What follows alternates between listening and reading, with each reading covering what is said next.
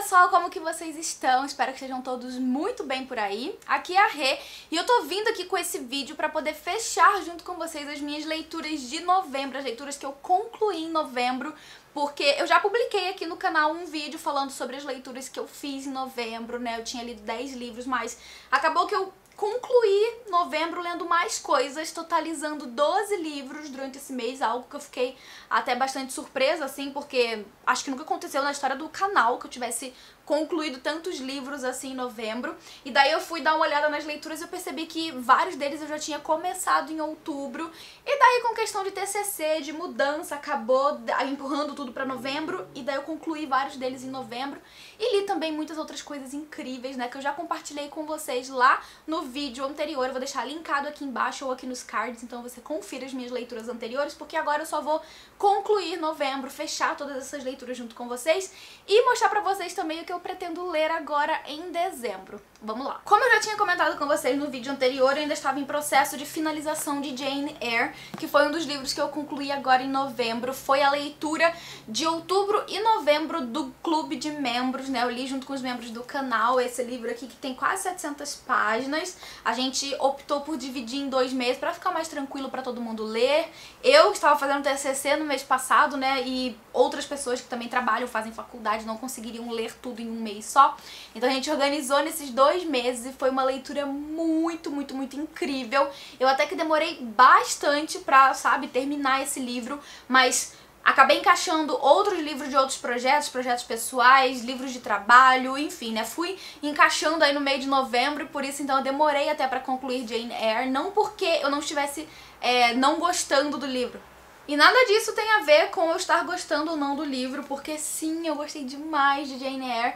Essa aqui é uma das melhores personagens, uma das melhores protagonistas que eu já tive o prazer de conhecer. A Jane é uma mulher incrível. Eu adorei a personalidade dela, eu me senti muito tocada com toda a história dela, apesar de esse aqui ser sim um livro bem mais, eu diria assim, tranquilo do que o livro da outra irmã Brontë, que é O Morro dos Ventos Uivantes, né? A Emily Brontë teve uma mão muito pesada, assim, no drama. E eu diria que O Morro dos Ventos Uivantes foi pra mim uma experiência com um drama mais pesado, assim. Já a Jane Eyre foi, sim, uma história dramática, mas mais voltada, assim, pro desenvolvimento dessa protagonista, sabe? Pros ideais dela, pra vida dela, que foi muito triste. A Jane é uma menina órfã que o tio acaba, né, pegando pra criar, só que esse tio também falece. Ela acaba ficando, então, sob a tutela da esposa do tio, que é uma mulher que não tem nenhum apreço pela Jane, não gosta dela.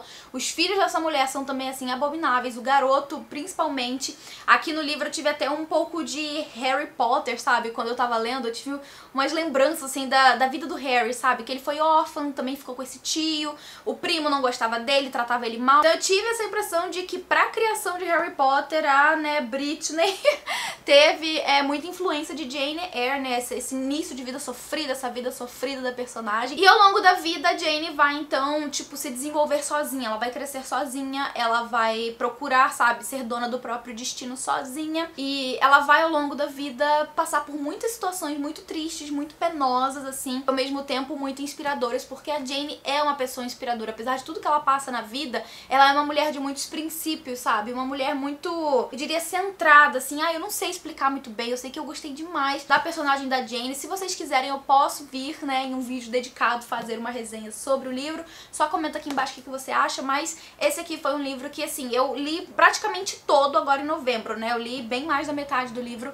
agora em novembro e concluí também essa leitura. Li 2 livros na última semana de novembro pra Maratona Literária do Desespero, 2 livros de autoras negras que eu, assim, sem palavras, gente, sem palavras. O primeiro, Cartas para Martin, da Nic Stone. Esse livro é um livro jovem, muito rapidinho de ler. Eu li, tipo assim, em um dia. É muito tranquilo mesmo de ler. A fonte é grande, sabe? As divisões da história e também a história é curta. Então, assim, tudo ajuda pra que você tenha uma leitura bem mais rápida.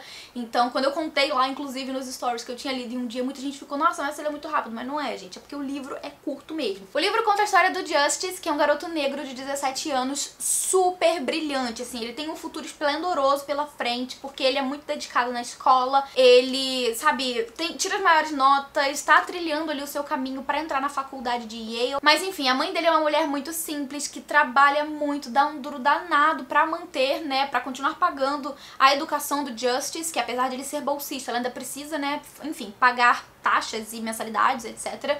E o Justice dá muito valor pra todo esse esforço da mãe dele, então ele estuda muito, ele participa de debates, ele é um garoto realmente muito brilhante.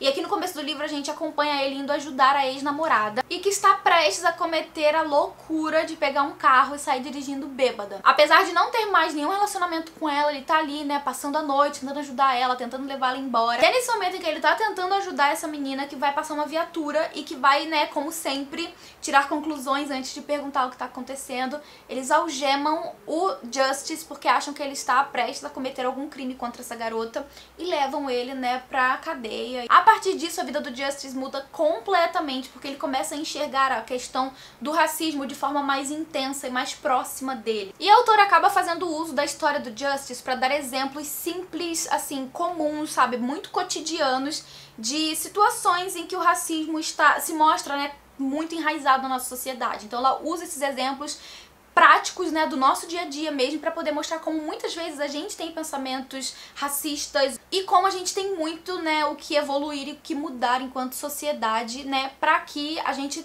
viva de fato em uma sociedade cada vez mais igualitária. Inclusive ela bate muito na tecla aqui em algum momento do livro sobre essa questão da igualdade, né? Ela vai refletir pelos personagens como que a questão da igualdade não foi completamente, né, alcançada ainda na sociedade. É um livro muito, muito, muito bom, muito interessante, muito completo e que traz também, né, como eu falei, esses debates em situações muito cotidianas, o que eu acho que é, assim, essencial pra todo mundo começar a olhar as coisas de uma forma diferente, sabe? Porque a gente, né, que tá dentro dos nossos privilégios, nós temos dificuldade de enxergar, sabe, pela perspectiva, pela visão de outra pessoa que é de uma minoria. Então, quando você entra numa história que tá sendo narrada, sabe, por uma pessoa que tá dentro dessa situação de minoria, você consegue expandir, sabe, a sua compreensão de outra realidade e você consegue também desenvolver a empatia por aquilo que você não vive. Então, assim, fica aqui minha forte sugestão. Se você ainda não leu esse livro, por favor, leia. Ele estava super barato na Amazon e-book, estava saindo por uns R$ 9,90 até um tempo atrás, então eu vou deixar o link aqui, você vai lá, confira e depois me conta aqui o que você achou, né, depois que você lê. Gente, leia esse livro, só isso que eu tenho pra dizer. O outro livro que eu concluí também, né, durante essa semana aí de maratona foi o Fique Comigo, da Obama Adebayo. Esse livro aqui se ambienta na Nigéria da década de 80 e tem como protagonista a Yejide, que é uma mulher que tá casada já há 4 anos e ela ainda não cumpriu a principal função que a cultura, né, enfim, feminina, na verdade, impõe a todas as mulheres, que é ter um filho, dar um filho ao seu marido. Aqui nesse livro a gente consegue perceber que essa questão cultural tá muito mais aflorada, muito mais, assim, intensa e à flor da pele do que em outros países, do que, por exemplo, aqui no Brasil. Mas, né, vamos ser realistas, a gente tem intrínseco em nós, assim, essa cultura de que uma mulher casada precisa ter filhos, né? Quando uma mulher se casa e tá algum tempo casada ali, né, as pessoas já começam a perguntar quando é que vem os neném? Quando é que vai vir, né, o primogênito? Então, assim, a gente tem, enquanto sociedade, sim, essa, eu diria, essa coisa intrínseca na gente de esperar que uma mulher casada precisa necessariamente ter filhos. No caso da Yejide, é tudo elevado a diversas potências, porque tem essa questão cultural tá também relacionada com a questão da família, porque a família é muito presente nas tomadas de decisão do casal. No caso aqui a gente percebe os sogros da Yejide, né, a mãe do esposo dela, enfim, chegando pra conversar, pra falar sobre a questão, né, de ainda não terem tido um filho, sobre, né, essa meio que pressão, e de fato em alguns momentos se torna mesmo uma pressão que a própria Yejide põe em si, né, de gerar um filho pro seu marido e ela não consegue ter um filho. Ao mesmo tempo a gente tem o passado dessa protagonista que é muito triste e solitário, porque ela é filha única, né, o pai teve diversas esposas e aqui é importante lembrar que também tem essa questão cultural da poligamia, então o pai teve diversas esposas, ela tem muitas madrastas que têm seus filhos, então ela tem lá seus meio-irmãos, mas são todos muito afastados, sabe, não são pessoas próximas, não são pessoas que fazem questão de, sabe, se fazer presente na vida da Yejide. Então ela não tem família. A família que ela tem é a família do marido. Então ela tenta, né, de todas as formas ter um filho, ela respeita a família do marido, ela sempre se ajoelha em respeito a eles, se ajoelha perante o marido também em respeito a ele, enfim. Toda essa questão de ela não conseguir engravidar acaba se tornando algo ainda mais intensificado na vida dela quando, né, a sogra sugere que o marido dela tenha uma segunda esposa. Isso é algo que pra Egide é muito complicado, porque ela não quer fazer parte de uma poligamia. Isso é algo que ela deixa claro pro marido dela lá no começo, antes deles se casarem, que ela não é favorável à poligamia, que ela não quer participar de um casamento em que o marido vai ter mais de uma esposa.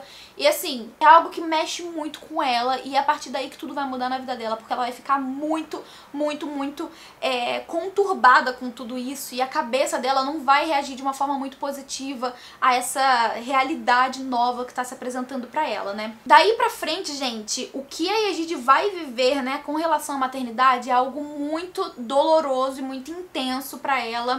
E assim, eu não posso falar muito mais, né, sobre o que vem adiante na história, porque seria dar um spoiler pra vocês, mas digamos, né, que fica claro aqui na história a responsabilidade feminina, o quanto é colocado, né, de carga nos ombros femininos com relação à maternidade, quando na verdade a maternidade não é algo exclusivo da mulher, né, não é algo que depende exclusivamente da mulher. Enfim, a gente vai ver mais dessa discussão, dessa reflexão aqui ao longo da história, e foi uma leitura muito forte, muito visceral, muito impactante. Eu gostei muito desse livro. É outro livro curtinho, mas assim, eu não li tão rápido assim, porque é realmente uma leitura mais densa, mas fica aqui a dica pra você, gente do céu, se você ainda não leu esse livro, coloca aí na sua lista de futuras leituras, deixa já na sua wishlist, usa o meu link que tá aqui embaixo pra fazer a aquisição, e sério, aproveita essa leitura porque eu tenho certeza que você não vai se arrepender. Por fim, a última leitura que eu concluí em novembro foi um chiquilite que eu li em e-book no Kindle, que é o A Velha Gata do Apartamento 34, e gente do céu, fazia tempo que eu não dava tanta risada com um livro assim. Ai meu Deus, deliciosa essa leitura. A protagonista desse livro é a Isadora, ela tá quase completando 30 anos, tá enfrentando muitas turbulências na vida dela. O namorado dela pediu um tempo, o escritório de arquitetura onde ela trabalha deu o projeto dela, né, o cliente dela pra um outro arquiteto. Estão atribuindo as ideias dela a umas ideias meio caretas, ela tá meio que se sentindo velha, então assim, ela tá passando por momentos realmente de muitas atribulações pessoais. Tudo vai ficar ainda mais agravado, né, nesse momento aí em que o cliente dela vai ser passado por um outro arquiteto, e ela vai ter então, né, uma crise do pânico, e é aí que a chefe dela vai botar ela de férias compulsórias. Ela vai falar, olha, você entra de férias, você sossega, fica fora desse escritório, coloca a cabeça no lugar, pega esse momento aí pra você, né, relaxar e tal, passando as suas férias você volta pra cá. E assim, é durante esse momento aí que ela vai, né, tirar essas férias pra si, que ela vai tentar colocar em prática um plano de não perder o namorado. Porque pra ela a última coisa, assim, que ela precisava na vida era perder o namorado, perder essa chance de se casar meio que num futuro próximo, assim, e de também ter filhos num futuro não tão distante, porque, afinal de contas, ela tá chegando nos 30 anos, pra ela tá ficando muito velha pra ter filhos, ela não pode, né, perder mais tempo, ela tem que conseguir manter esse relacionamento pra poder ter, né, os seus filhos, e, enfim, fazer tudo dentro de uma idade ali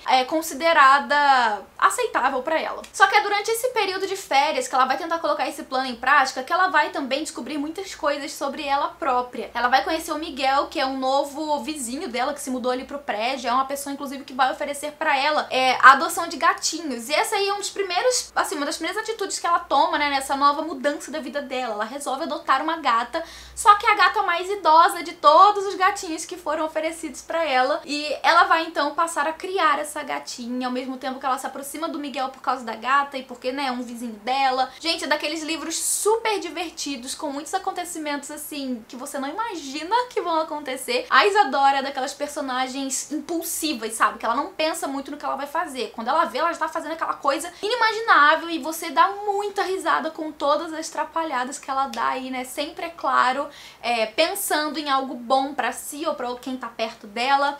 Ela tem ali, sim, no começo do livro, umas tiradas meio preconceituosas, sabe? Com relação a outras pessoas. Como, por exemplo, a primeira vez que ela conhece o Miguel, que ela toma conclusões super precipitadas dele com base na aparência dele, né? Mas, enfim, são coisas que a protagonista vai aprendendo ao longo da história, que a gente vai junto com ela, né, vendo todo esse desenvolvimento e refletindo muito a respeito também. Muito divertido o livro, gente. Se eu não me engano, ainda está disponível no Kindle Unlimited, eu vou deixar o link aqui embaixo pra você ir lá conferir. Leia esse livro, gente, vocês não vão se arrepender, muito divertido. Finalizadas então as leituras, concluídas, vamos o quê? Falar sobre as minhas futuras leituras. Eu acho que eu peguei todos. Acho que peguei todos. No dia 30 de novembro começamos a leitura conjunta de Julieta, da Annie Fortier, que se você ainda não entrou no grupo e quiser participar, vou deixar o link aqui embaixo, vem que ainda dá tempo. A gente vai ler durante dezembro, então aqui o Julieta. Eu ainda não comecei, mas eu já vi que o pessoal lá do grupo começou e estão gostando. Eu tô muito, muito, muito ansiosa por essa releitura, no caso pra mim, né, releitura. Esse é um dos meus livros favoritos e eu tô muito curiosa pra saber se ele vai continuar sendo um favorito. Eu espero que sim, porque as minhas lembranças desse livro, assim, são maravilhosas. Então eu tô muito empolgada pra reler, né, este livro que se ambienta em Siena, na Itália. Tem toda uma questão de herança, sabe, familiar, que a protagonista vai até a Siena pra poder descobrir mais sobre essa herança. Ela vai descobrir que ela tem ali um passado familiar que se relaciona com Romeu e Julieta. Então, assim, ai, é tudo, tudo, tudo de bom esse livro. Eu tô muito curiosa e ansiosa pra saber o que eu vou achar dessa releitura. Outro livro que eu quero ler aí em dezembro é O Segredo de Rose Gold, que é um thriller recentemente publicado, que vai abordar aquela síndrome de... como é que é? Madsen.